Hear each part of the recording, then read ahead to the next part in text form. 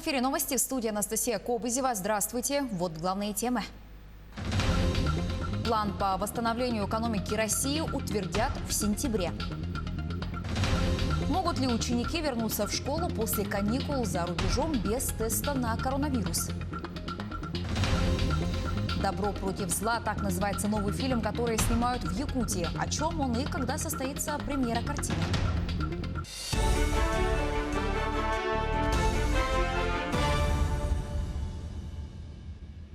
Кабмин завершил работу над планом восстановления экономики России. Его утвердят синхронно с прогнозом социально-экономического развития. Об этом заявил первый вице-премьер России Андрей Белоусов. По его словам, план должны утвердить в сентябре. Первоначальный проект национального плана восстановления экономики представили Владимиру Путину 2 июня. Документ был принят за основу, после чего началась его доработка. Как ранее заявил министр экономического развития России Максим Решетников, национальный план уже реализуется одновременно с антикризисным пакетом. Правила субсидирования строительства газозаправок на федеральных трассах утвердил председатель правительства Михаил Мишустин. Планируется просубсидировать строительство около 80 таких объектов. В документе уточняется, что речь идет о криогенных газовых заправках, куда сжиженный газ привозится в специальных цистернах. Претенденты на господдержку должны пройти конкурсный отбор. По его результатам планируется определить и объем финансовой помощи. К другим темам, 59 новых случаев COVID-19 выявили за сутки в Якутии. Об этом сообщает региональный оперштаб. Из них 33 заболевших в Якутске, в Мирнинском районе 7, в Татинском 6, в Алданском и Мегино-Кангаласском по 3 заболевших, в Среднеколымском 2. Также по одному случаю выявили в Верхневилюйском, Намском, Аймеконском, Хангаласском и Усть-Майском районах. Все ближайшие контакты инфицированных выявлены и изолированы. За сутки в Якутии от коронавируса скончался 1 человек. Опыт расширения полномочий глав российских регионов по принятию необходимых мер по противодействию коронавирусу переняли другие страны. Об этом заявил президент России Владимир Путин. Глава государства отметил, что территория нашей страны большая и в регионах разная структура экономики. Поэтому, цитата, «нельзя было всех под одну гребенку причесать. Это привело бы к тому, что мы или задушили бы всю экономику, или пропустили бы удары от коронавирусной инфекции». Конец цитаты. Между тем, региональные власти сами будут решать, может ли школьник посещать уроки после возвращения из-за границы, если он не сдал тест на коронавирус. Об этом заявил министр просвещения России Сергей Кравцов. Он отметил, что каждый регион устанавливает свои правила, но есть общие рекомендации Роспотребнадзора, которые необходимо максимально соблюдать. Кравцов отметил, что конкретного требования о тесте на коронавирус для школьников, которые вернулись из-за границы, в рекомендациях нет. Лесной пожар на площади 195 гектаров действует в горном районе. Возгорание тушат парашютисты-десантники авиалесоохраны, работники Якутлесресурса и лесной охраны, а также местные жители. Задействовано 4 единицы техники. Угрозы населению и объектам экономики нет. Огонь вызвал задымленность на территориях Горного, Хангаласского районов и Якутска. Пожар в селе Кызылсыр Вилюйского района ликвидирован. 28 августа пожар вспыхнул в 1,5 километрах от поселка. Площадь возгорания составила 7 гектаров. На ликвидацию очага были привлечены сотрудники лесничества, ЕТЭК и Сахатранснефтегаза. Была пройдена очень большая площадь огнем. Пожар вплотную подобрался к поселку в районе школы. Порядка где-то 1,5 километра расстояние было до населенного пункта. Но благодаря слаженным действиям, нашим слаженным действиям предприятий поселка Кызылсыр, население, которое помогло, подошло туда, пожар был остановлен. Была произведена опашка, Сахатранснефтегаз, ЕТЭК предоставляли технику туда, произвели опашку. И на сегодняшний день пожар локализован. Сегодня в 8 утра дали локализацию. Сегодня День работников нефтяной и газовой промышленности. Праздник ежегодный, его отмечают в первое воскресенье сентября. Это отрасль промышленности в нашей стране на особом счету, в ней заняты сотни тысяч человек.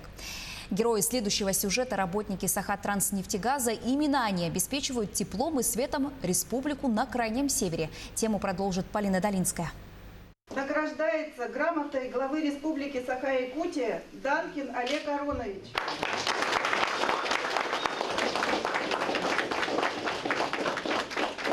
На протяжении 45 лет Олег Аронович трудится во благо нашей республики на крупнейшем газодобывающем предприятии.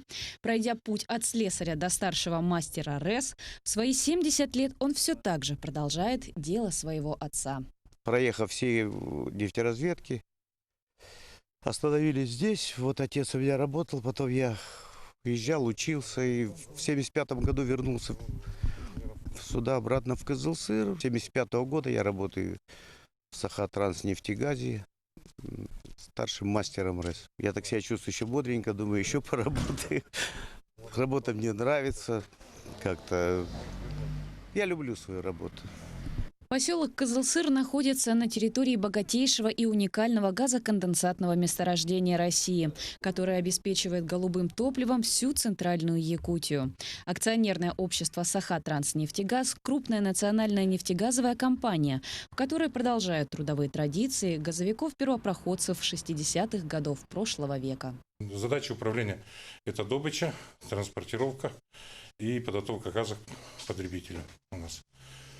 Значит, в ведении УДТГ на сегодняшний день 608 километров магистрального газопровода, 20 ГРС, 20 наслегов мы обеспечим газом. И также находится локальный участок добычи Среднетюркского месторождения. Значит, функции задачи – это участок добычи газа, он добывает газ. Значит, добывает газ пока для 3 наслегов, значит, у нас это Югуляцкий, Курецкий, Тылынинский наслеги. Поставляют газ туда. Там находится у нас установка комплексной подготовки газа, также магистральные газопроводы и АГРС в этих деревнях. Да, также у нас мы занимаемся приобретением и передачей газа через магистральные газопроводы для города Якутска и наслегов Вилюйского, Кобяйского и Верхневилюйского районов. День работников нефтяной и газовой промышленности – профессиональный праздник тружеников инфраструктуры, важный не только для нашей республики, но и для всей страны. Отмечают его в первое воскресенье сентября. По этому случаю в поселке Кызылсыр состоялась торжественная установка канавязи у здания управления добычи и транспорта газа «Сахатранснефтегаз».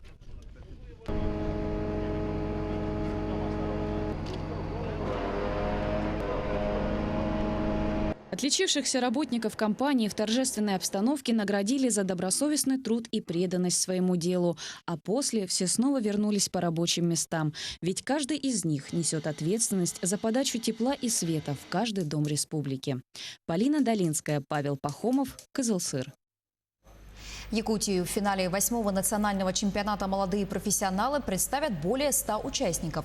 Сегодня во всех образовательных учреждениях страны идет подготовка. Старт соревнований уже завтра. Тему продолжит Дмитрий Тымыров.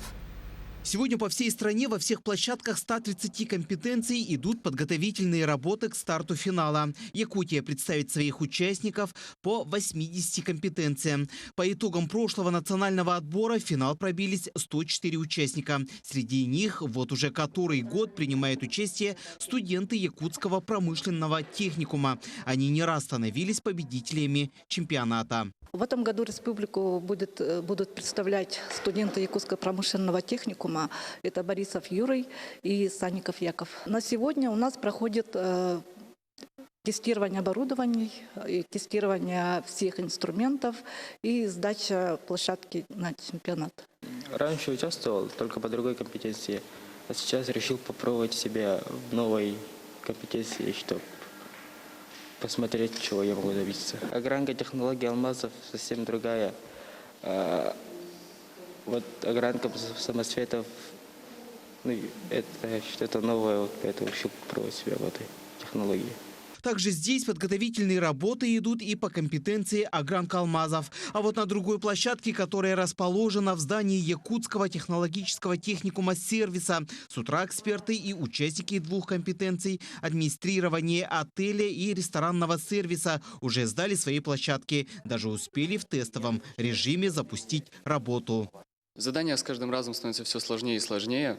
Особой разницы, конечно, заметить сложно, потому что каждый раз и уровень подготовки меняется. Я студент, учусь я, в общем, на повара, на технико-технолога, но попал сюда по воле случая. Не захотелось участвовать в поварской компетенции и решил попробовать себя в чем-то новом. Сначала он будет сотрудник работать на стойке, на ресепшене, после чего у него будут письменные задания, которые он будет выполнять непосредственно здесь же, на этой площадке, никуда не уходя.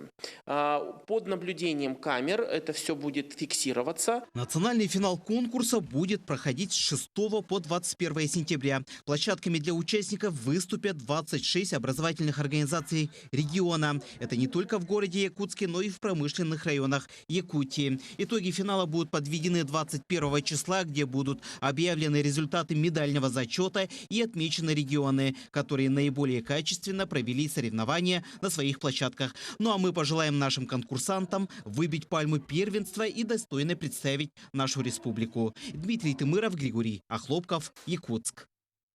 Студия «Северное сияние» и режиссер Иван Ефимов снимают фантастический фильм на тему мира и ядерной войны.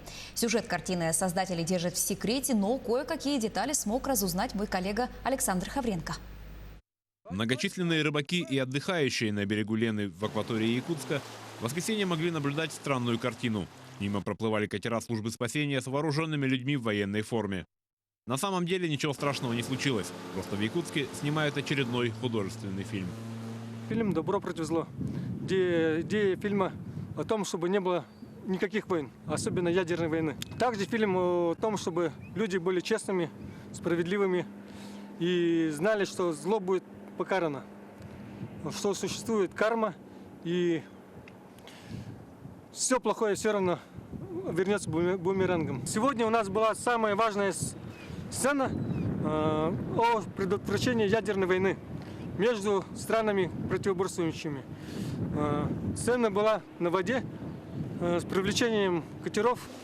Для фильма задействованы не только наземные, но и водные локации. Для того, чтобы все прошло в максимально безопасном режиме, создатели фильма обратились за помощью в Главное управление МЧС России по Якутии.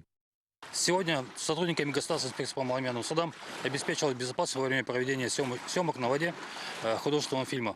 Было задействована 1 единица техники и 2 государственных инспектора. Съемки прошли в штатном режиме, происшествий допущено не было.